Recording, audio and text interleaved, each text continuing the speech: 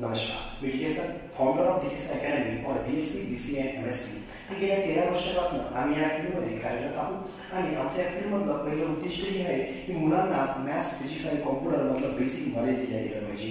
आता बदलत्या काळानुसार तुम्हाला माहिती असेल की आज नुसतं पास होऊन जमत नाही, कारण आज जर तुम्ही पास आहात तर नॉर्मली जर पास होऊन फक्त जर तुम्ही BSc किंवा BCA किंवा MSc करसाल तुम्हाला कुठे जॉब मिळणार नाही. जर तुमच्याकडे त्या फील्डचं बेसिक नॉलेज असेल तर तुम्हाला त्या फील्डमध्ये काहीतरी व्हॅल्यू निर्माण होईल.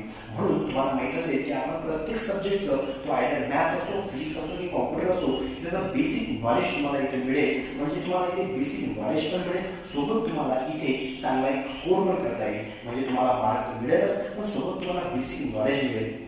आणि आज जी परिस्थिती निर्माण झालेली आहे म्हणजे तुम्ही आज जर समजा आपल्या नवीन जो सिलेबस आहे NFA तो जर तुम्ही पाहिला असेल तर आज असं आहे की पहिले आधी इंटरनल प्लस थेरी मिळून तुम्हाला पासिंग राहत होती. पण आज अशी परिस्थिती आहे की आज तुम्हाला जे पासिंग आहे ते ऑन पेपर करायचे आहे, त्यामध्ये इंटरनल इन्क्लूड होऊन तुम्ही पास होणार नाही. ओके, म्हणजे इथे तुम्हाला पासिंग अशी आहे की तुम्हाला ऑन पेपर मार्क घ्यायचे आणि सोबतच एक लक्षात घ्या की जर तुमच्याकडे त्या फील्डचं बेसिक नॉलेज नसेल, कारण तुम्हाला आजकाल फक्त नुसतं BSc वर नुसतं MSc वर तुम्हाला जॉब लागणार नाही. तुम्हाला आज बरंचसं BSc, BCA, MSc झाल्यानंतर तुम्हाला बऱ्याचशा कॉम्पिटिटिव्ह एक्झाम देता येतात आणि जर त्या एक्झाम तुम्हाला द्यायचे असलं तर सब्जेक्ट तुमचा स्ट्रॉंग असणं खूप गरजेचं आहे. आणि तो सब्जेक्ट स्ट्रॉंग करण्यासाठी तुम्हाला आता फर्स्ट इयर पासून त्याची मेहनत घ्यावी लागेल. म्हणजे जर तुम्ही फर्स्ट इयर पासून नुसतं फक्त पासचा विचार न करता जर तुम्ही त्या फील्डचं नॉलेज घेसाल म्हणजे first year, second year, third year किंवा 3 वर्ष तुम्ही BSc किंवा BCA तुम्ही जर चांगल्याने शिकाल तर तेव्हा त्यानंतर तुम्ही आफ्टर BSc,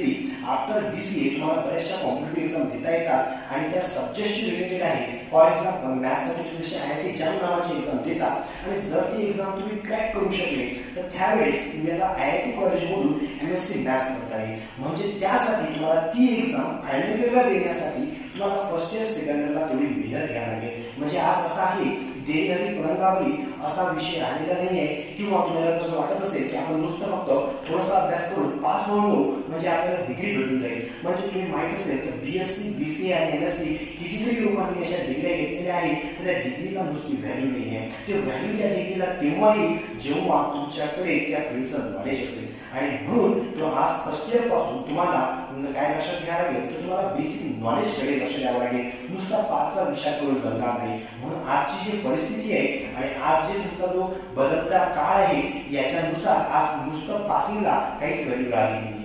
म्हणून तुम्ही नुसता पास व्हासाठी तुम्ही त्यातलं कुठल्याच प्रकारचं ग्रॅज्युएशन करू नका. जर त्या फील्डचं नॉलेज घेत असाल तरच त्या ग्रॅज्युएशनला व्हॅल्यू आहे. आणि जर तुम्हाला असं वाटत असेल की याच्यातून आपल्याला पुढे करिअर बनलं पाहिजे आणि याच्यातून आपल्या वैयक्तिक स्वतःचा स्टार्टअप आपल्याला बिझनेस स्टार्ट करायचा असेल तर तुम्हाला कॉम्प्युटर असो की मॅथ्स असो तुम्हाला त्याच्यासाठी आजपासून तयारी करावी लागेल. आणि म्हणून लक्षात घ्या की आज बाकीचे जर तुम्ही पाहत असाल तर बाकीच्यांचा विषय असा आहे की नुसतं लोक फक्त डिग्रीसाठी एज्युकेशन घेत आहे आणि मग हेच लोक बाहेर गेल्यावर म्हणतात की आम्हाला जॉब मिळत नाही. म्हणून लक्षात घ्या तुम्ही कुठल्याही फील्डमध्ये कुठलेही ग्रॅज्युएशन करा, तुम्ही आयदर इंजिनिअरिंग करा, आयदर BSc, BCA वाटेवर तुम्ही करून राहिले असाल तर त्या प्रत्येक फील्डच्या नॉलेज घेण्याकडे लक्ष द्या. कारण आज तुमच्यासारखे कितीतरी विद्यार्थी असे आहेत की रोज दरवर्षी डिग्री घेऊन बाहेर पडतात. म्हणून आजची जी परिस्थिती आहे ही परिस्थिती अशी आहे की ज्याच्याकडे नॉलेज असतं त्याला जॉब मिळत. म्हणून आज नुसतं पास व्हासाठी तुम्ही विचार करू नका. आणि बऱ्याचदा असं होते आमच्याकडे जेव्हा स्टुडंट सेकंड इयरला येतात तर फर्स्ट इयरची बॅग आहे, सेकंड इयरची बॅग आहे म्हणून तो थर्ड इयरला येतो. पण जे विद्यार्थ्यांना शिकायचं असेल ते आमच्याकडे फर्स्ट सेमिस्टर पासून जॉईन होतात. आणि आमच्याकडे जेवढी तुम्ही माझं आपल्या अकॅडमीचं DK अकॅडमी नावाचं पेज आहे इंस्टाग्रामला आणि युट्यूबला सुद्धा आपलं चॅनल आहे तर त्यावर तुम्ही जाऊन पाहू शकता की आपले कितीतरी विद्यार्थी आहे ज्यांनी स्वतःचं करिअर घडवलेलं आहे आपल्या ह्या अकॅडमीमध्ये राहून. म्हणून लक्षात घ्या की आमच्या इथं आम्ही मुलांचा पहिला उद्देश शिकवण्याचा आमच्या मुलांना हाच आहे आणि आमचं सांगणे त्यांना हेच आहे की तुम्ही एज्युकेशन घ्या पण डिग्रीसाठी फक्त नुसतं मार्कासाठी घेऊ नका. याच्यातलं बेसिक नॉलेज घ्या आणि जर तुम्ही याचं नॉलेज घेतलं तर तुम्ही उपाशी मारणार नाही. तुम्ही स्वतःच्या पायावर नक्कीच उभे राहा. गरजेचं नाही की तुम्हाला जॉबच लागला पाहिजे. जॉब जरी नाही लागला तरी तुम्ही स्वतः जॉब देणारी बनू शकता. म्हणून लक्षात घ्या तुमच्या एवढी तुमच्यामध्ये एक ताकद निर्माण होऊ शकते आणि ती ताकद निर्माण करण्यासाठी आज मेहनत घ्या लागेल. वेळेवर जर तुम्ही मेहनत घेसाल तर वेळेवर मेहनत घेऊन म्हणजे तहान लागली म्हणून वेळ जर बोलत असाल तर तुम्हाला त्याचा काहीच फायदा होणार नाही. आणि लक्षात घ्या कुठल्याही फील्डचं मध्ये तुम्ही जेव्हा जाता तर तेव्हा त्या फील्डचं आपल्याकडे नॉलेज येण्यासाठी आपलं स्वतःचं काहीतरी त्यामध्ये इनपुट द्यावं लागते आपल्याला. आणि समजा फॉर एक्झाम्पल म्हणजे तुम्ही जर पाहिलं आणि कधीकधी काय होते बऱ्याचदा बिझनेसमध्ये आपण एखादी गोष्ट शिकायला लागलो की आपण मग त्याला शिक्षण घेणं बंद करतो आणि मग आपल्याला असं वाटते आपणच त्याचे फार हुशार झालेला आहोत असं बऱ्याच लोकांशी होते. म्हणून मी पाहता एक व्यक्ती होता जो खूप चांगला पेंटर होता, ठीक आहे. आणि त्याचा जो मुलगा होता त्या मुलाला असं वाटे की आपण सुद्धा पेंटिंग काम केलं पाहिजे. मग त्याने त्या मुलाने त्याच्या वडिलांकडे आग्रह केला पेंटिंग शिकण्याचा. मग त्या मुलाने तो जो मुलगा आहे त्या मुलाला त्याच्या वडिलांनी पेंटिंग काढणं शिकवलं आणि त्याला एकदा जेव्हा तो पूर्ण पेंटिंग काढणं शिकला तर त्याने मग छान पेंटिंग काढली. त्याने मार्केटमध्ये जाऊन 100 रुपयाला विकली. जेव्हा त्याला 100 रुपयाला पेंटिंग विकली तेव्हा तो फारसा आनंदी झाला नाही. तो घरी आला आणि तो पुन्हा पप्पांना म्हणाला की मला म्हणे तुम्ही ते नाही शिकवले कारण तुम्ही एक पेंटिंग 400 रुपयाला विकता म्हणे आणि मी फक्त 100 रुपयाला विकू शकलो म्हणे.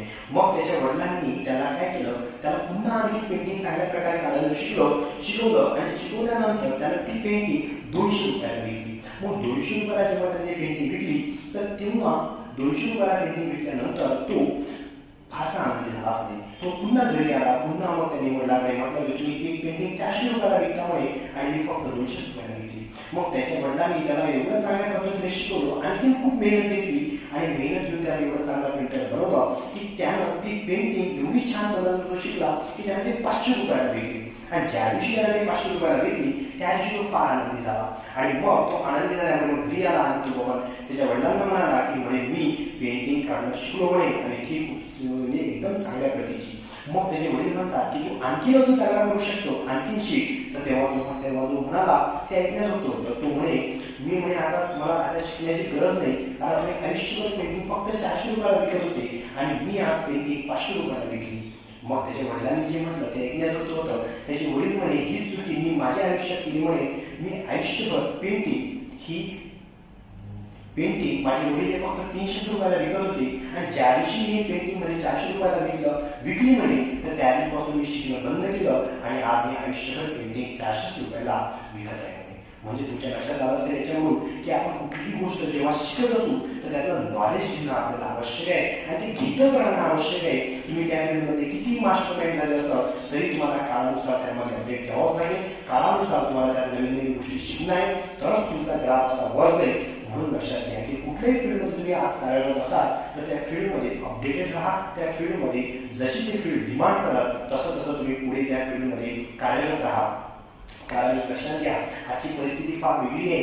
कारण आज पहिले आधी असं होतं की आपल्याला 100 इंजिनियर जर पाहिजे असं तर आपल्याकडे 50च होते आणि त्याच्यामुळे काय होते की 50 कुठलीही असेल तरी प्रत्येकाला जॉब लागून जायचा. पण आज काय झालेलं आहे, आज जर तुमच्याकडे 100 इंजिनियर पाहिजे असेल तर तुमच्याकडे 10,000 इंजिनियर आहे. आणि मग काय होते की अशा वेळी म्हणजे इथे फक्त मी इंजिनिअरिंगचं सांगत आहे म्हणजे आता इंजिनिअरिंग कुठल्याही फील्डचं उदाहरण घ्या तुम्ही समजा. आणि मग तर एवढं आपल्याकडे त्या फील्डमध्ये आपल्याकडे काय झालं की एक्सेस प्रोडक्ट तयार झाले. आणि मग काय होते की अशा वेळी मग प्रत्येक फील्डमध्ये जॉबचं जे आहे ना जॉबची अवेलेबिलिटी कमी झाली. मग आता एवढ्या 10,000 लोकांमध्ये कुठल्या 100 लोकांना जॉब मिळेल बरं तर ज्यांच्याकडे क्वालिटी आहे. म्हणून लक्षात घ्या की तुम्ही कुठल्याही फील्डमध्ये शिक्षण घ्या, कुठल्याही फील्डमध्ये तुम्ही असू द्या त्या फील्डची क्वालिटी त्या फील्डमध्ये तुमच्याकडे असली पाहिजे आणि नॉलेज तुमच्याकडे असलं पाहिजे.